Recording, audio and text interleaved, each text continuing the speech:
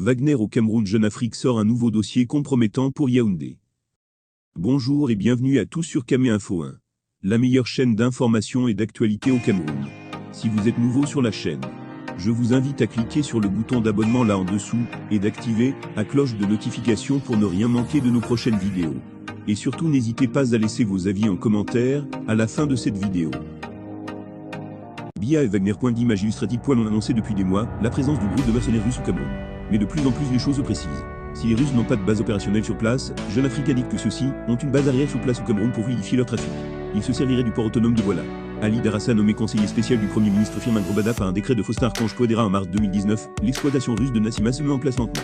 Quelques mois plus tard, en novembre, Axmin se voit officiellement retiré par le ministère des Mines ses droits sur les lieux, lesquels sont réattribués peu de temps après Anida Ressources. Les Canadiens crient au scandale, sans succès. Les Russes de Wagner entament la construction de la clôture qui protégera désormais le site des éventuelles attaques de groupes d'armées. Puis, dans le courant de l'année 2020, ils commandent des machines qui permettront de creuser et d'extraire à grande échelle le précieux minerai, indique Jeune Afrique dans son enquête. Les engins débarquent sur le port de Douala, où ils sont réceptionnés par une société nommée International Global Logistic IGL, gérée par le centrafricain Nour Magino. Cet ancien étudiant de l'Institut universitaire du Golfe de Guinée, situé dans la capitale économique camerounaise, a travaillé pour l'entreprise Cameroun avant de monter sa propre société de transport. Petit à petit, il a développé son réseau entre Douala et Bangui, profitant de l'enclavement centrafricain pour faire fructifier ses affaires. Il a ensuite été contacté par un des responsables de Wagner en Centrafrique, un nommé Nicolai, ingénieur ayant auparavant travaillé dans le secteur du café Képa en Côte d'Ivoire. Les prémices d'un tandem russo-centrafricain aujourd'hui indispensable. Car le groupe russe, depuis son exploration de 2018, a bel et bien décidé de faire de la mine d'or l'une de ses principales ventes en terre centrafricaine.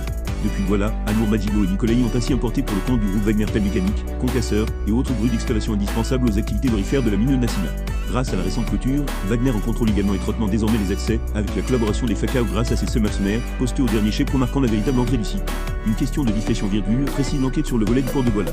Là, nous sommes au terme de la vidéo. Surtout n'oubliez pas de vous abonner et de cliquer sur la cloche de notification pour recevoir le top des informations et actualités au Cameroun.